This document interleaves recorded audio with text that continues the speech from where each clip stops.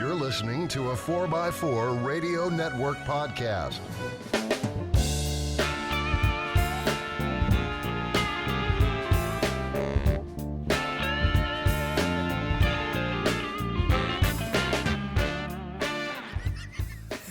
You started. Hey, Jeeples, Kevin here. Welcome to another episode 104, in fact, of On the Trail with Kevin and Scott. I'm Kevin, the engineer, the guy who reads instructions, uses the correct tools most of the time, and follows those instructions.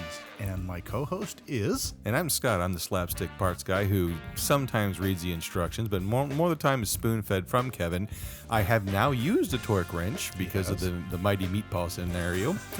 And which will be explained in the show. Yes. So while we will share what worked for us as well as what didn't, remember it's always up to you to do your research. So remember,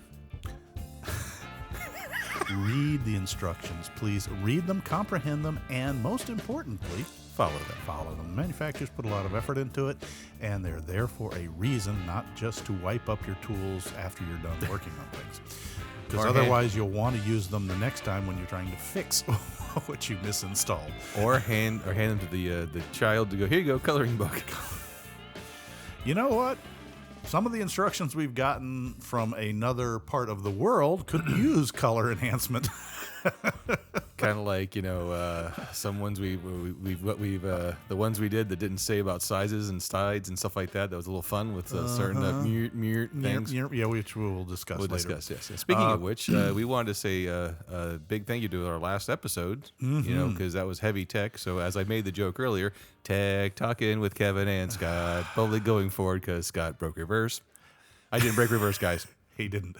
No. And folks, I was all prepared to apologize for a tech-heavy session, but that's just the way life threw it at us. And apparently, it was extremely well received. So thank you. That was a pleasant surprise on my part. Yeah, the download said, no, we don't like Scott's jokes. I'm like, wow, that hurt. No, I'm kidding. Well, I don't think so. I think you soften what would be a long and boring.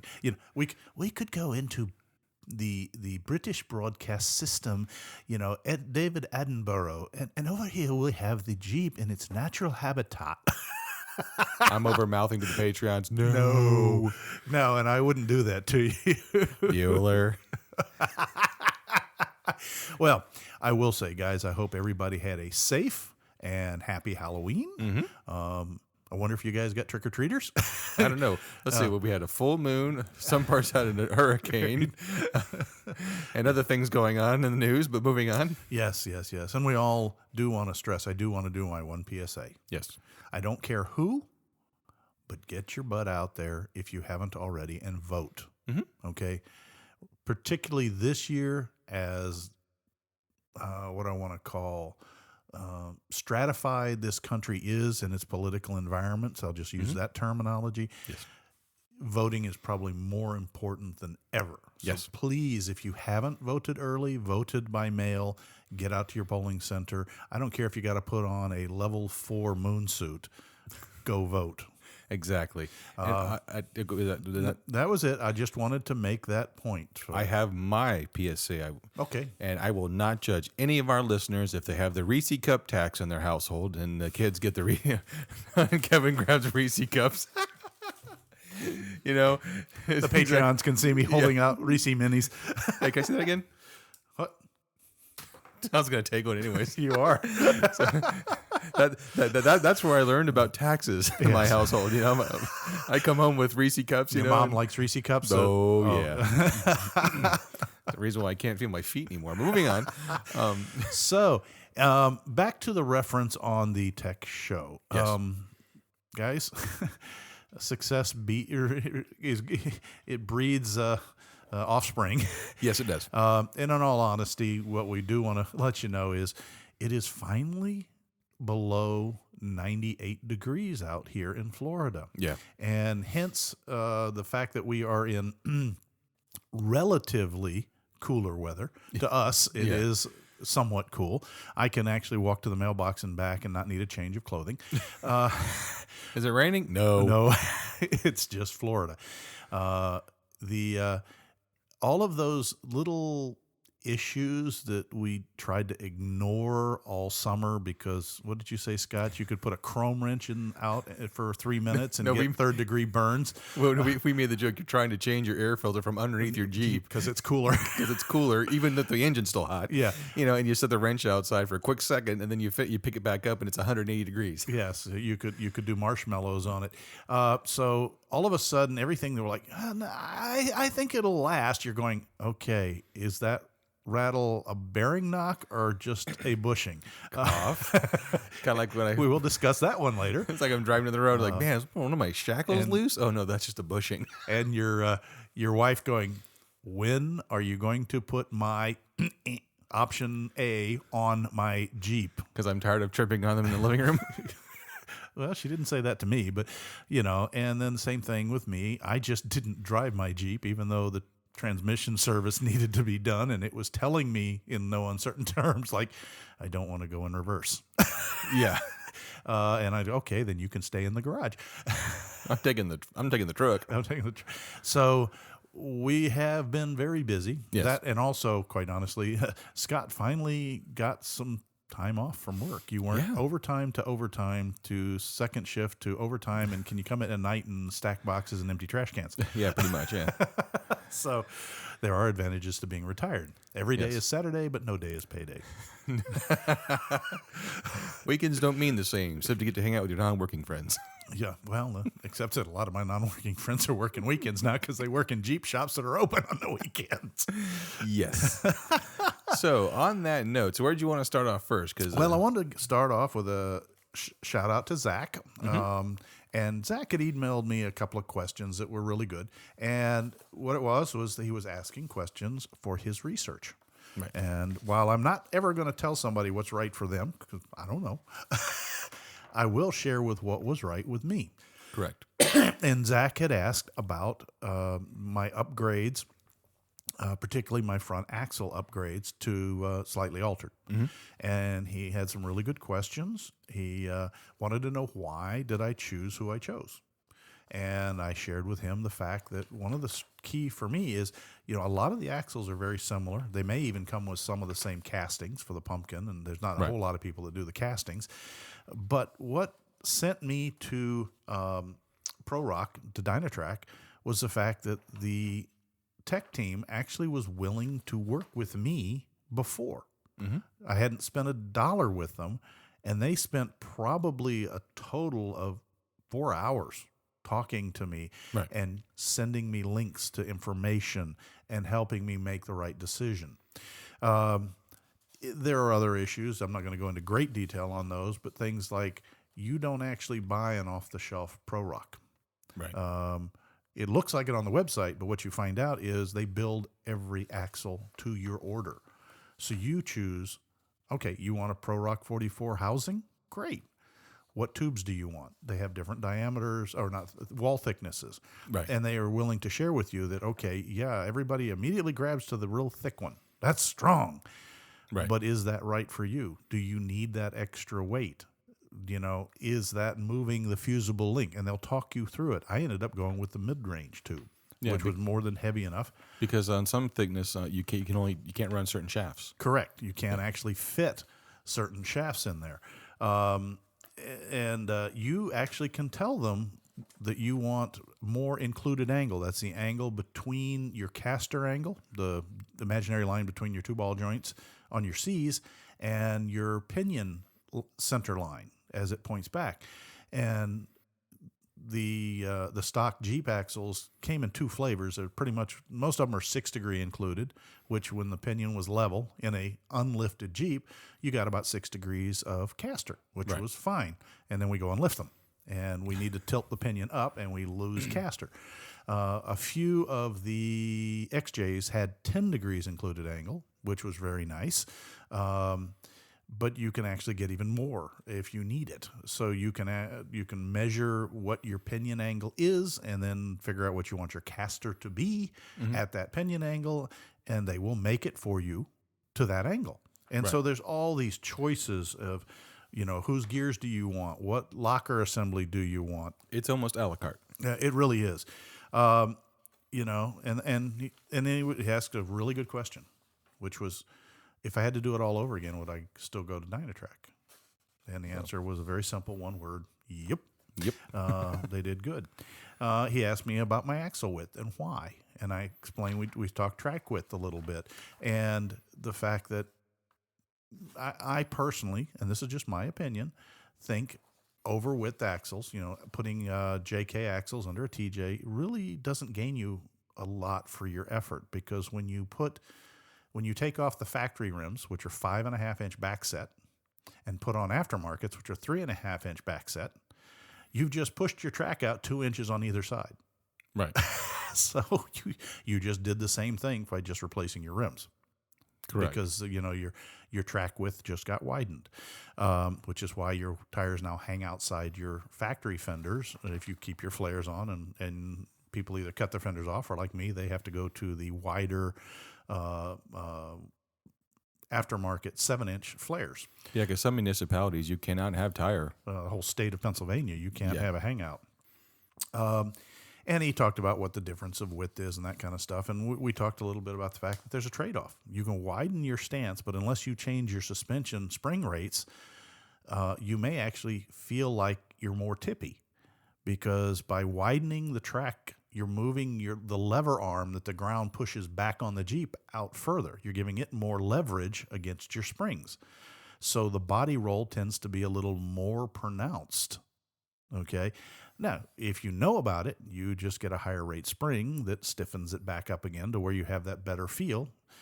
In either case, you still have the same roll center, okay, with the wider track, which is good. Right. It's just a lot of people go with the wide track and go, my God, what'd they do? My Jeep feels, kind of tippy. Well, that's because you did. Yeah, but it's more stable, if you can believe that. Right. Because you're not feeling the Jeep tip over, which is the axle lifting up the one tire off the ground. That's tip over, but body roll is just the body rolling in relationship to the axles. Correct. And we talked about a few of those sort of things. And then we got into the sound deadening, and it was funny. He was saying, well, I wonder about this material and that material.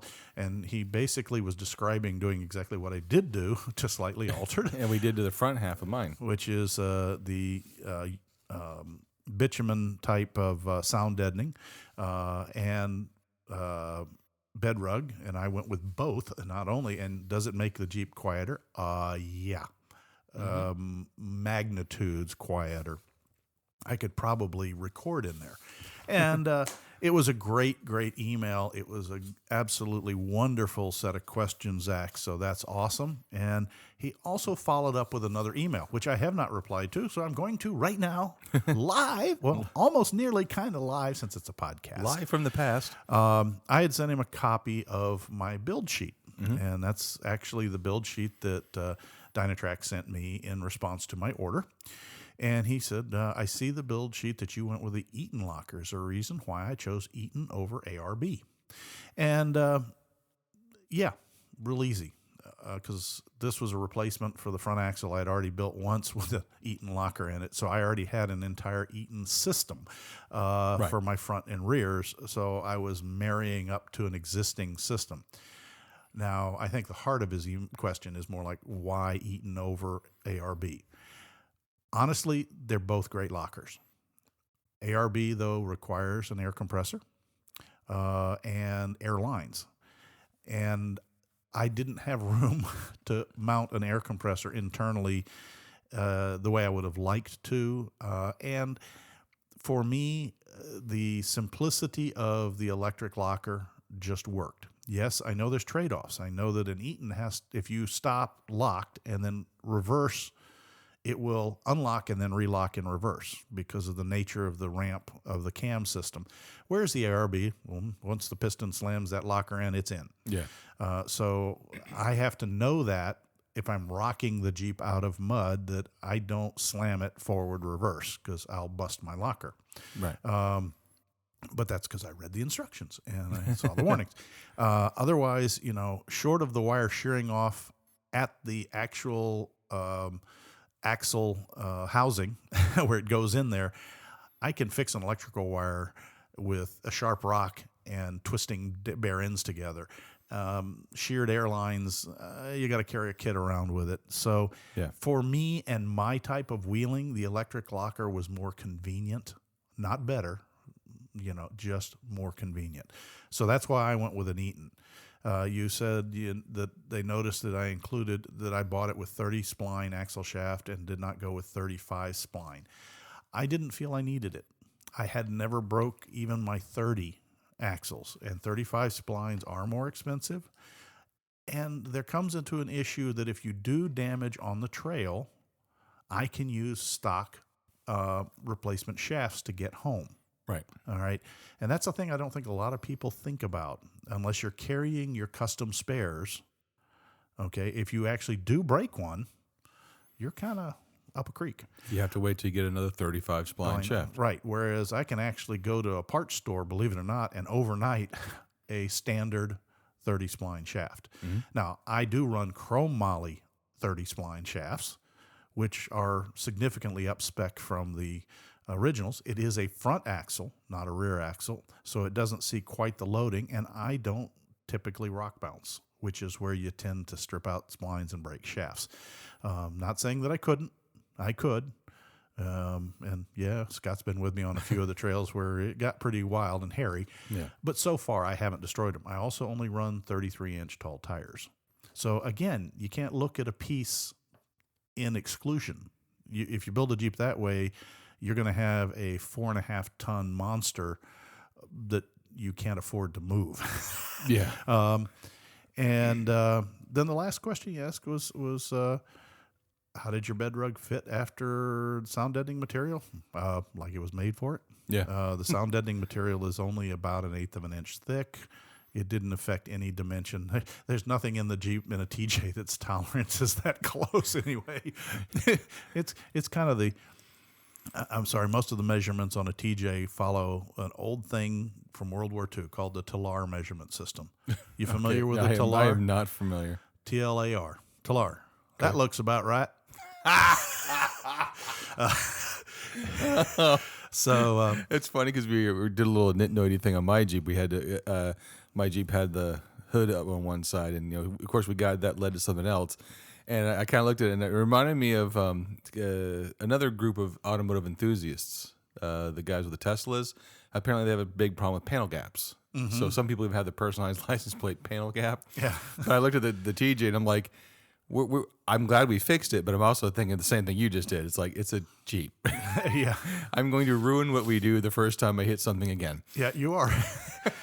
We right before this show, we were out there looking, and his hood wasn't quite fitting right anymore. And It was okay. Your one prop rod on the driver's side had shifted, loosened that, went punk, back into place. Oh, see? Tighten that back down. And then, your hood hinge. Now, that one, I don't know how that happened, but your passenger's hood hinge on the body was bent. And a 2x4 and a pound and a half hammer, hand sledge. It didn't even mark the paint. It just pushed the hinge back into position, and then we adjusted the bumpers, and the hood closes now. And it looks even, too. It looks even. Which is really great. And Zach, to your last question about my material, I use Noico brand on the material. I'm not going to go into further the question because I am listing a brand name here, not a sponsor, but found them to be perfectly fine and work as my bitumen-based matting material. It can be bought as a silver or as a black. It doesn't matter. I know everybody is saying the Dynamat is better. I have noticed no difference personally. I'm not going to give you a quality statement one way or the other because I don't really have one. I've never bothered with it. And headliners for the factory LJ, I'm sorry, mine came with mine, so I don't have a recommendation on a color or a source or an installer for a material. I know that if you contact Bed Rug, they used to be able to sell you just the raw materials rather than just the cut mats. You could buy it by the yard or square roll or something like that. So you may want to look into that if you're concerned about a match. Yeah. On the other hand, there's a Jeep between the headliner and the floor mat, and if it doesn't match exactly perfect, the only time that somebody will see it is you're rolling down a hill, because then you'll be seeing top, bottom, top, bottom, top, bottom, bottom until you come to a stop. And let's not do that. Let's not do that. LGs are getting rarer and rarer to find. Again, Zach, great email, wonderful questions. Thanks for responding. And if you got any more, give me a shout. So that was his letter. Now, well, let's get started into the way the last 4 weeks have been. So why don't we start with the first project that made your half of the financial department stop giving you the evil eye every night? Well, and that's one of the things we did is that I did two things, actually. First off, I contacted Mark at the Jeep Lab, and I said, hey, I need to get some steps. Can you get me some amp research? And he said, yep. And I said, order them. And we got them coming, got them delivered. And the wife wanted to do something really cool. She wanted to have it to where we can do trail doors. Because the one thing about the amp research Power Step XLs is they're not like the Rock Slide Engineering. You know, there's no switch overrides if you don't have doors on. Once you take the doors off, they're up. You know, so like we talk about, you contact the manufacturer and say, hey, is this a switch to ground or switch to power? They go, what's a switch to ground? Okay, then thank you very much. And then I started looking at magnetic proximity switches, which is how the Rock Slide Engineering works. So we're thinking about maybe tinkering with that a little bit. So that way. Let's first, I want to back up and use this as an example. Yeah. Folks, sorry, I'm finishing my my Reese tax. I want to talk a little bit about Scott and Dory's travel to selecting the amp steps. He jumped into that because it's done with him and it's already passed. The check is cleared, and so there's no return. But you know, the first thing Dory wanted, she realized she wanted steps. Right. All right. And initially, it was everybody said, "Oh, well, you have Rock Slide Engineering's," and that kind of was the first thought that everybody had. But Dory started having an honest moment. She got down and got honest with herself, because I talked to her a little bit about it during the plan. How are you going to use your Jeep, and how do you want these steps to help? And that's when she brought up the point about, well, it's not really for the trail that she wanted these steps, is it? No.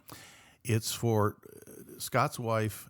It works in the medical profession. I don't know how far to go with that, so we'll just leave it at that. She's on her feet all day. And she's on her feet all day.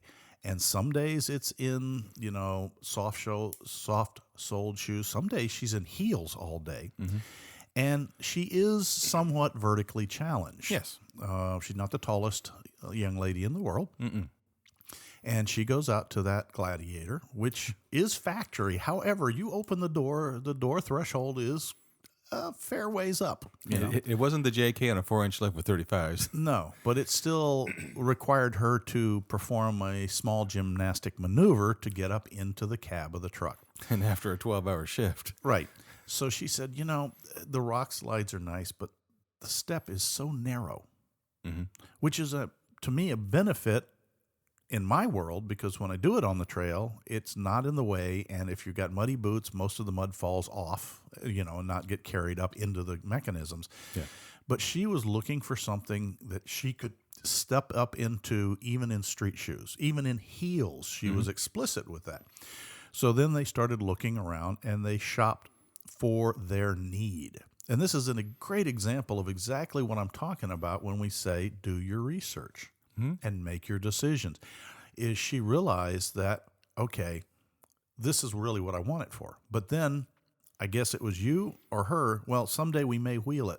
So there's an option that you were able to get for the amp step. Yes. Is that where you were smiling at me for? for? I'm smiling at you because, one, it's like, again, when reliving. It's not reliving, but it's, you know, we be honest with people. We're honest about everything in the show. When we're honest with listeners. And I'm glad you chimed in with that, because you're right. That was an important step I missed. And that's the one thing we constantly tell people. And maybe the next show we'll cover about being honest with yourself. With yourself.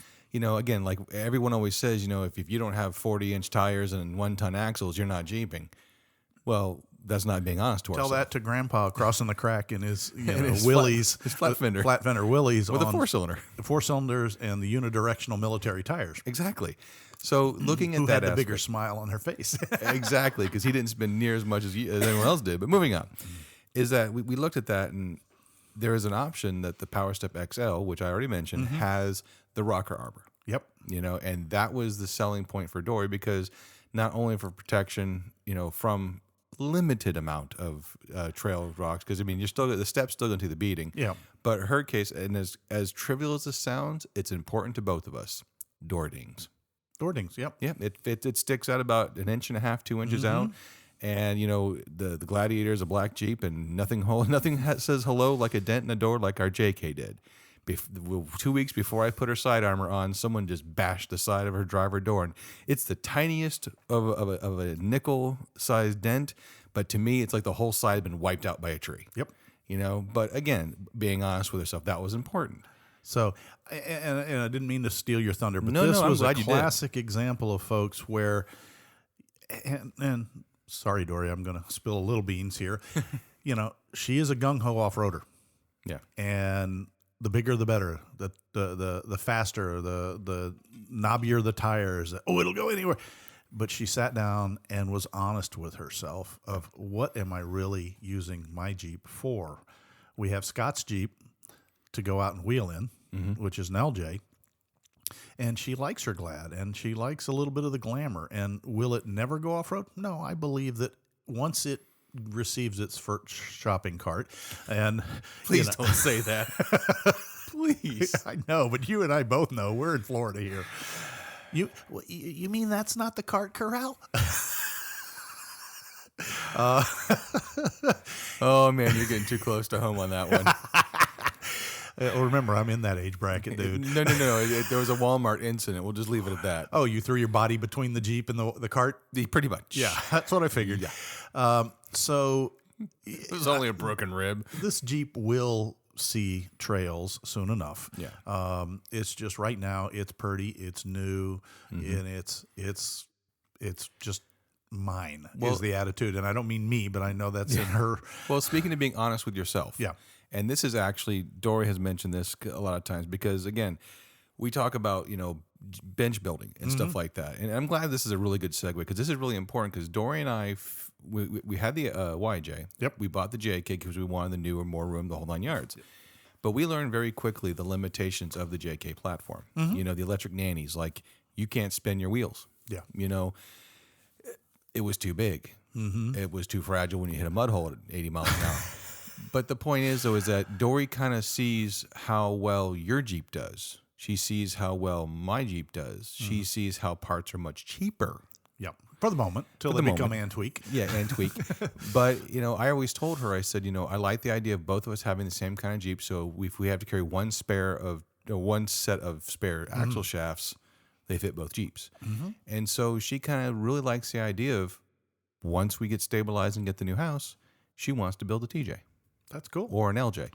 And I said, not the one where first thing me and you are doing is welding a cage in it because I have a feeling it's going to end up on its roof. Yeah, well, we have some very good friends now married with businesses whose first date was, hey, let's go out and see if we can roll my Jeep over. Yes, and she'll be sitting there gripping the wheel with a smile on her face upside down. She will. She Yes. will. Absolutely. Going, oh, there's my my lost set of keys. No, quick, put it on the wheels. I'm going to try it again, But that's the way she is. And I think the TJ would be a much more stouter platform. And that's between you guys. I just wanted to make note that even podcast co-hosts can have an attack of reality. And it was just really nice to see, I guess is what I'm trying to say, to see that you guys, because ultimately you've already confirmed to me that she is very happy that she made that choice. Yeah, she is a stack. The first time I've ever gotten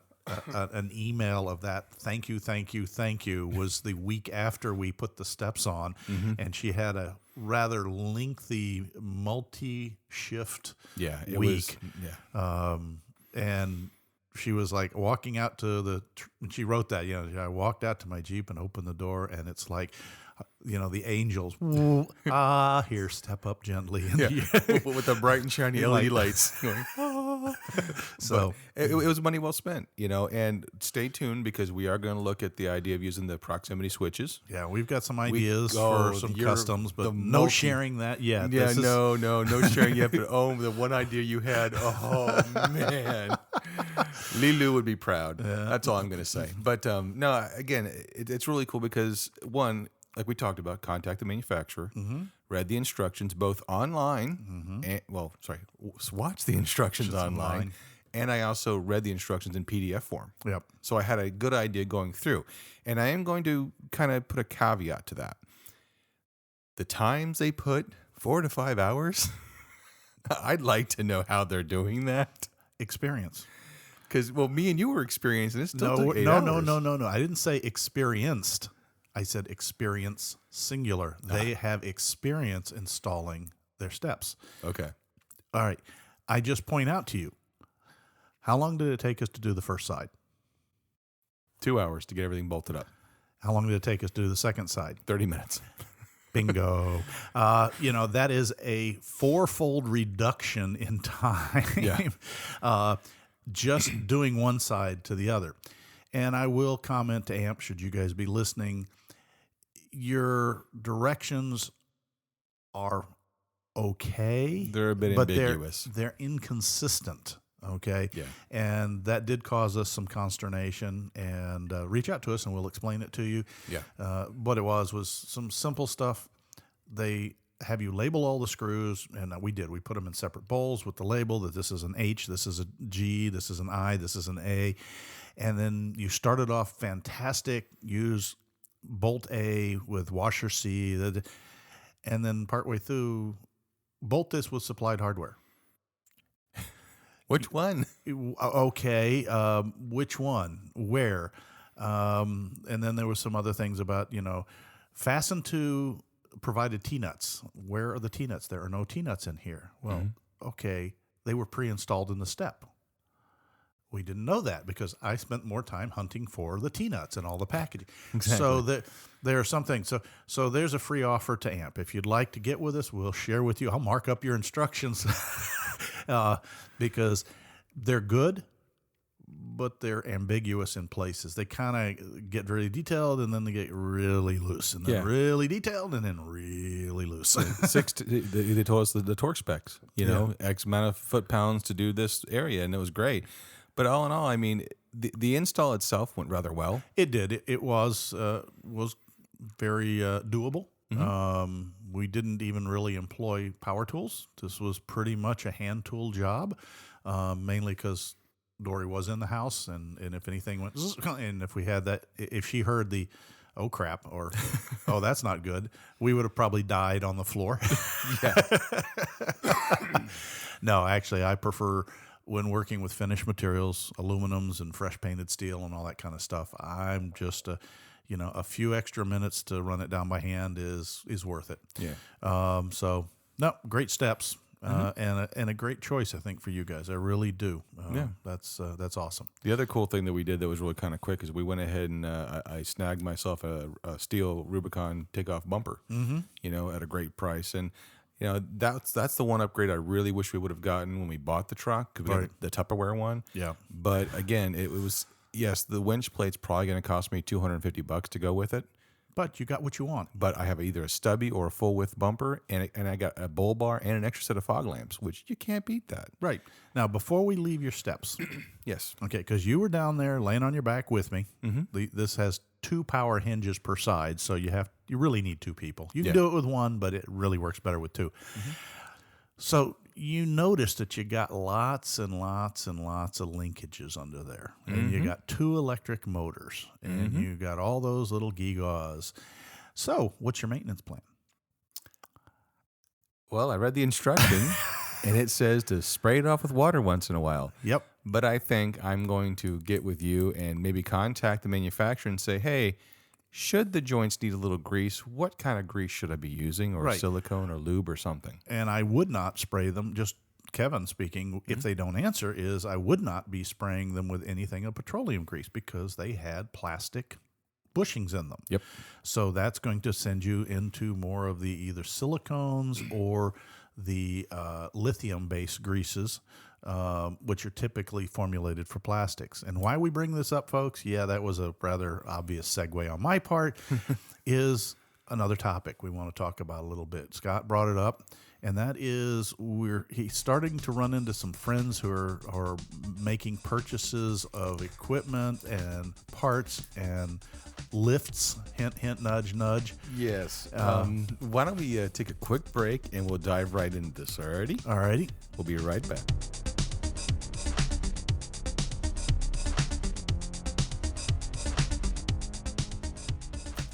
Hey, listeners. Hey, don't forget to check out all the great content on the 4x4 Radio Network and also our own website we have, on the trail podcast.com. I can't remember it, to be honest with you, but I can't forget the old .com part, you know. I always forget that kind of stuff. But the best part about it is that lots of cool links in there to check out. Also, Crawling for the Fallen's coming up soon. So, again, check out the website Off-Road United, and that will get you in the right area. I think the November 13th is when it happens. But, yes, Off-Road Kevin's showing the Patreons the thing right now. And as always, make sure if you have time and want to become a supporter, Kevin? Yes? Why don't you tell them about our Patreon page? Our Patreon... You just did. I know. We have a Patreon page. We appreciate our Patreons, both the individuals as well as our corporate Patreons. I'm leaving that in for the Patreons. Well, you can leave it in for the rest of the listeners, too. That's fine. Well, I'm not repeating myself again. He kind of caught me off guard. I was trying to go on and on, but you finished He's trying your to Reese get cup. me while I finish my Reese I was cup. trying to give you time.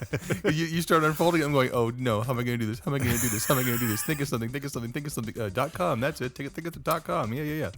But big thanks to all of our Patreons, both corporate and individuals. We appreciate your belief in the show. Yes. And like Zach, please feel free to send me a question or two. Generally, I will not tell you what to do because that's really up to you. But as far as information, whys, hows, and even try and help you fix a wiring headache or two, I'll do what I can. Yeah, and that's on the trail podcast at gmail.com. And a special shout out and thanks to our newest Patreon, Kyle. Oh, yep. So thank you, Kyle. We do appreciate it. And we'll get right back onto the show if that's okay with you. Okay with me.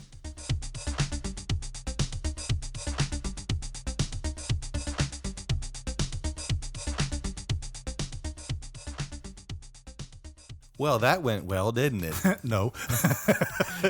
But next time, tell me you're going to do something like that rather than, surprise me. But hey, if you want ad lib, I'll give you ad lib.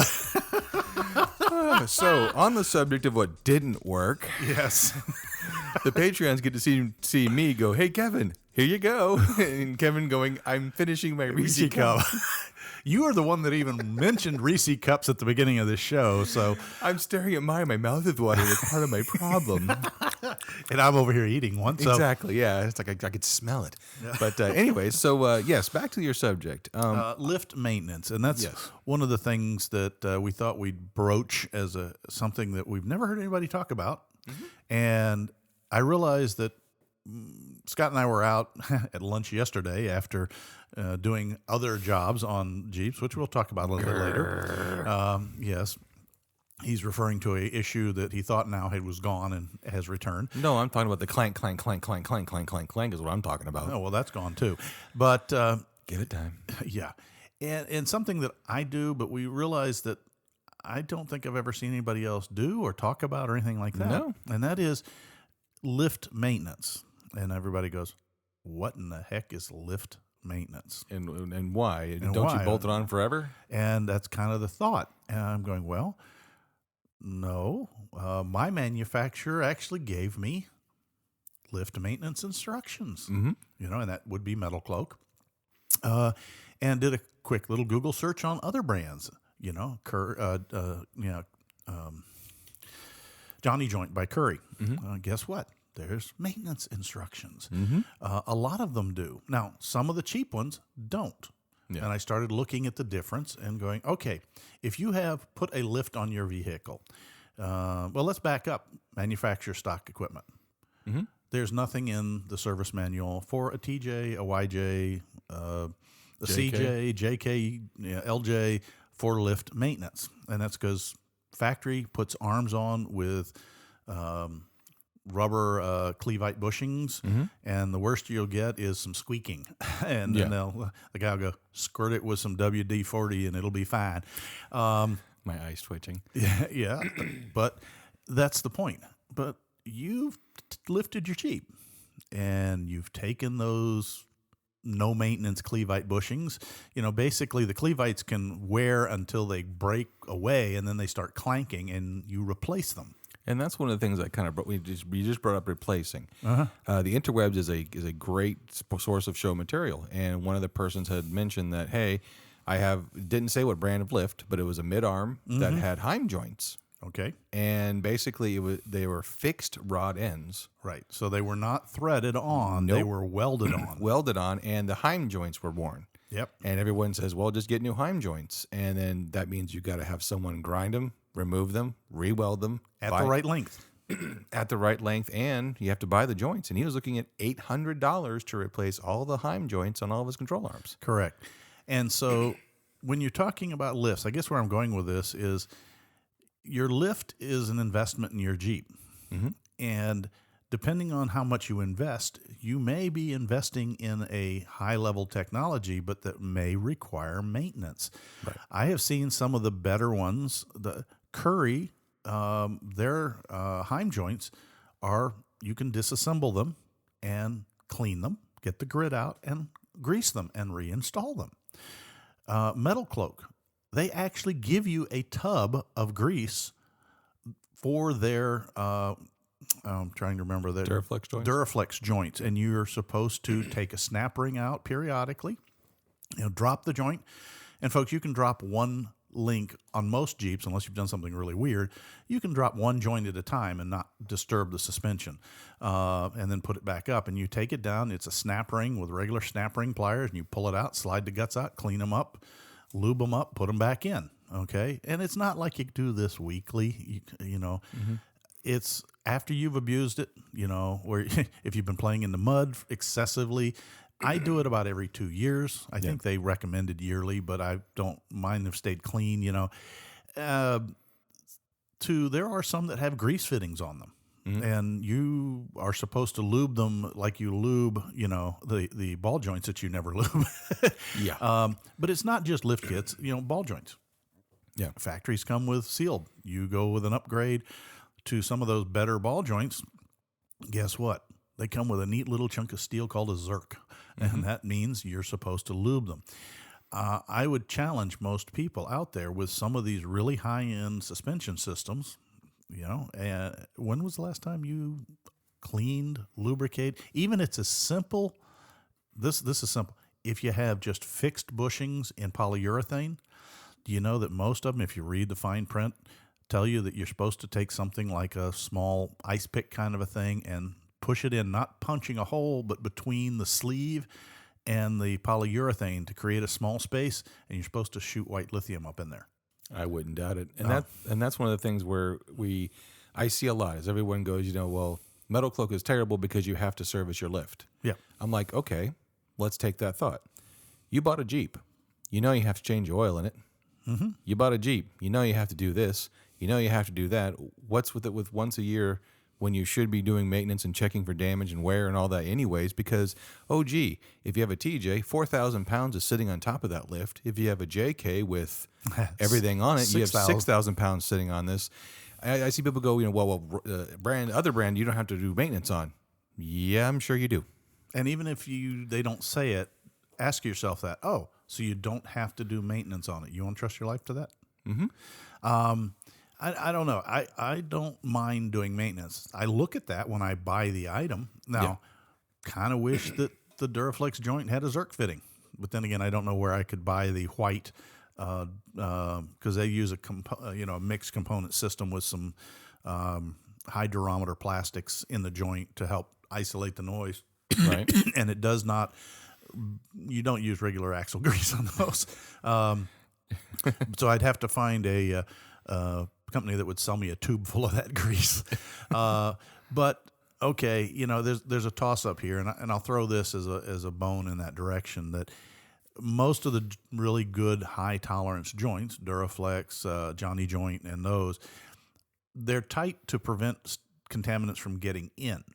So you can't really use a Zerk fitting because there's nowhere for the waste grease to get out. Right. All right. So, okay. There's a whole school of thought and argument, pro and con, for Heim joint boots that go over Heim joints. And there's one group of people that, these are the greatest thing in the world. They keep them clean. They keep them lubed. And there's another class that says, and once the contaminants get in the boot, you hold it in there and it turns into grinding paste, Like a CV axle. like a CV axle. And the boots themselves are subject to maintenance, which is clean them up, check for splits, replace them when they get split. So I just sit there and we realize that, okay, maintenance is key. And even if you have factory suspension, your wheel, what did we discover with your shock? Which one? Well, the one we just worked on. Well, the bushing is completely gone. It was a urethane bushing that degraded, and basically the shock went and spit it out. Like Gunner trying to take his flea medication pill. And so the result was Scott was growling earlier because as he was driving, every time he would hit the smallest bump, you would get ka-thunk. Clank. No, it wasn't a ka-thunk. It was a clank. But my nerves were grated. And, of course, like any good Jeeper, the 4 months I let it clank. Yes. Cough. And the sad part is that it was 3 bolts and I could have had it done, but like anybody else, I don't want anyone to think I'm like we are elitist because sometimes we forget or get lazy or don't care or just turn the radio up. But again, you just ran out of volume. I ran out of volume. But on that note too, it's also something that I was starting to beat the shock to death. Yeah, and then that could very well break one of those bolts back there. Right. So yeah, and that's what kind of got me thinking about that. It's like, look, getting up there, checked all the shock bushings. You can buy. It was $12 for 2 shock bushings. Right.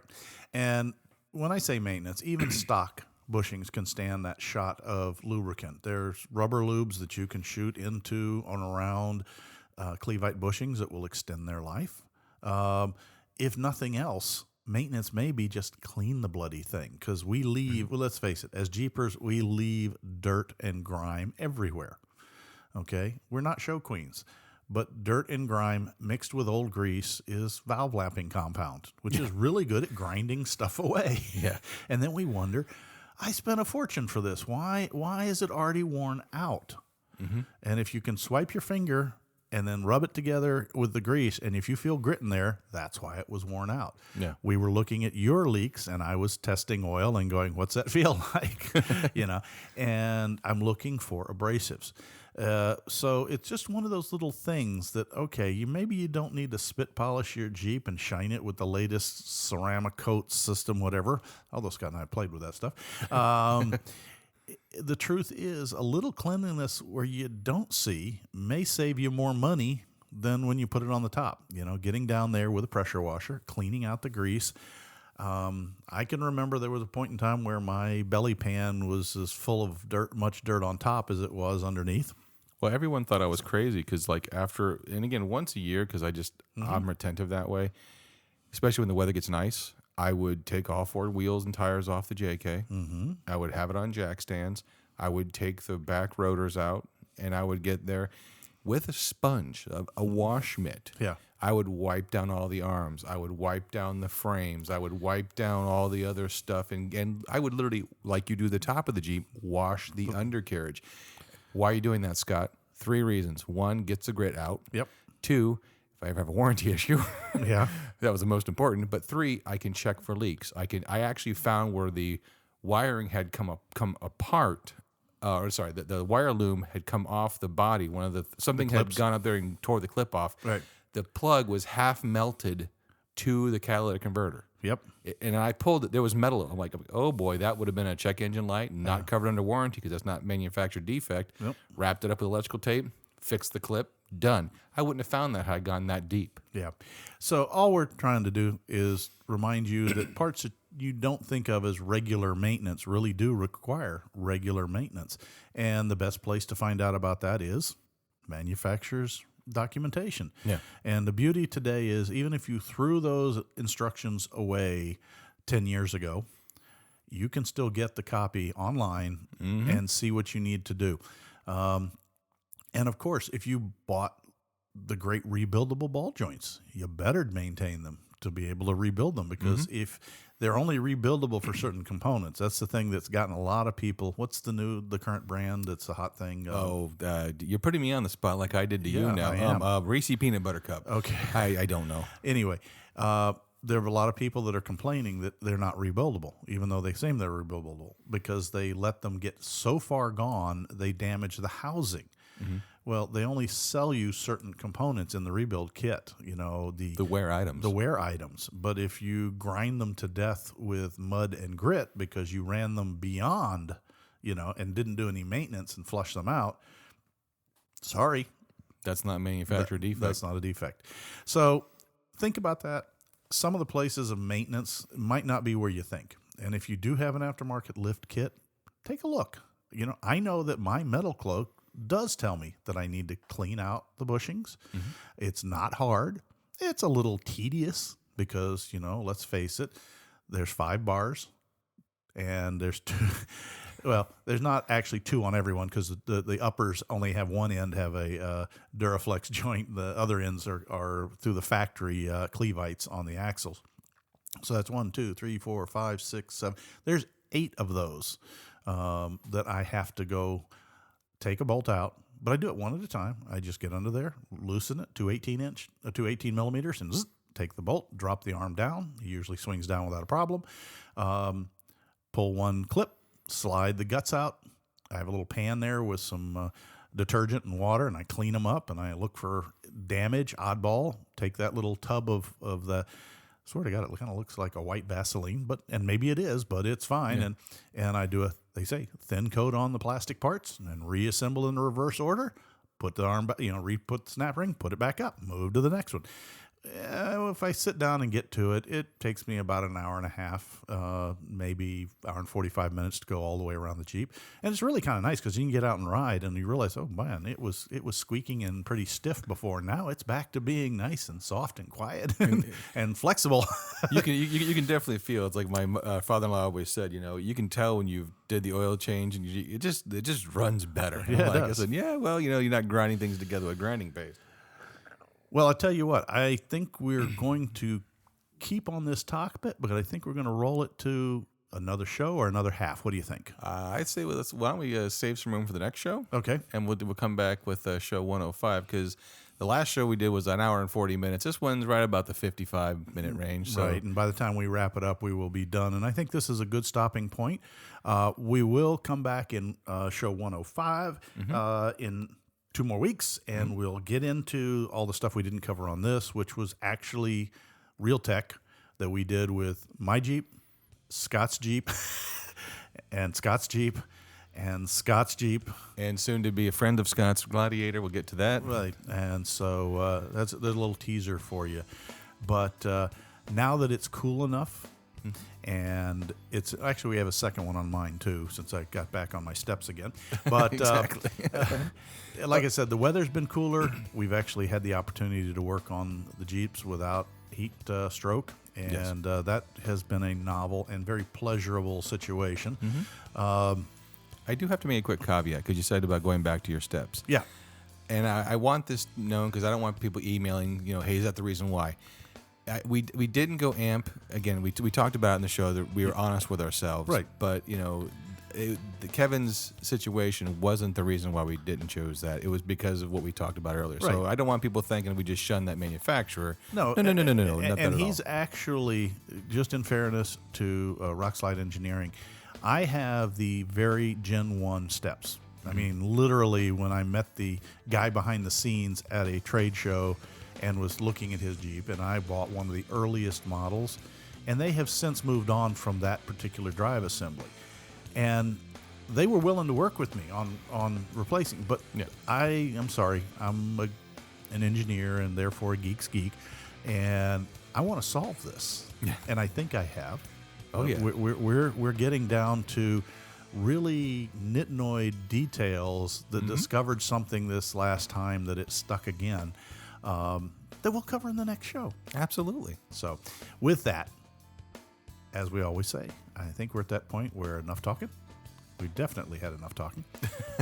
Time to lock ups, put the Jeep in 4-low, and hit the trail. And remember, take nothing but pictures, memories, and your trash when you leave the trail. We want it there for our kids to try it on too. Absolutely. That's the second time I said I'm getting back in that habit. Yeah, I you gotta are. stop. So again, any tech questions on the trail podcast at gmail.com, and I'll answer, and Kevin will answer. We'll go from there. All right. All right. See you on the next show. Bye. Bye. Proceeding has been provided for entertainment only. Proper service and repair procedures are vital to the safe, reliable operation of all motor vehicles, as well as personal safety of those performing those repairs. Standard safety procedures and precaution, including the use of safety goggles and proper tools and equipment, should be followed at all times to eliminate the possibility of personal injury or improper service which could damage the vehicle or compromise its safety. What he said. Thanks a lot for listening, guys. You guys have a great day. Bye.